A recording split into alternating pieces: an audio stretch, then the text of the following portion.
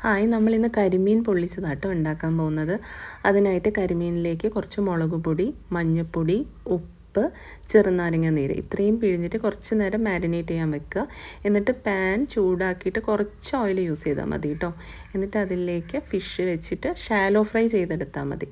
അതിനുശേഷം മറ്റൊരു പാനിലേക്ക് ഓയിൽ ആഡ് ചെയ്തിട്ട് അതിലേക്ക് സവാള, പച്ചമുളക്, ചെറിയുള്ളി, വെളുത്തുള്ളി, ഇഞ്ചി, തക്കാളി ഇത്രയും ആഡ് ചെയ്തിട്ട് നന്നായിട്ട് ബ്രൗൺ കളർ ആവുന്ന വരെ വാട്ടിയെടുക്കുക. അതിനുശേഷം അതിലേക്ക് കുറച്ച് മുളക് പൊടി, മഞ്ഞൾപ്പൊടി, ഉപ്പ്, പിന്നെ തേങ്ങാപ്പാൽ. എന്നിട്ട് തേങ്ങാപ്പാൽ നമ്മൾ ഒഴിച്ചതിന് ശേഷം അത് നന്നായിട്ട് വറ്റിച്ചെടുക്കണം കേട്ടോ. അതിനുശേഷം നമ്മൾ ഇല വാട്ടിയിട്ട് അതിലേക്ക് ഈ ഗ്രേവി ആദ്യം ഇങ്ങനെ വെച്ച് കൊടുക്കുക.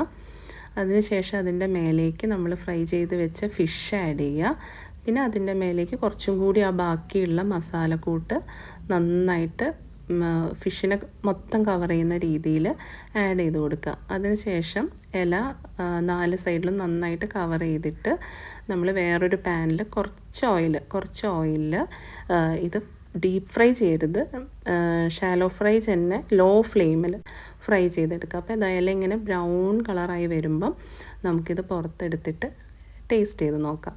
ഓക്കെ, അപ്പം നന്നായിട്ട് കണ്ടോ, ഉള്ളൊക്കെ നന്നായിട്ട് വെന്ത് മസാലയൊക്കെ നന്നായിട്ട് ഫിഷിൽ പിടിച്ച് വന്നിട്ടുണ്ട്. അപ്പം നമുക്കിത് കുറച്ചെടുത്തിട്ട് ടേസ്റ്റ് ചെയ്ത് നോക്കാം. അടിപൊളിയായിട്ടുണ്ട്.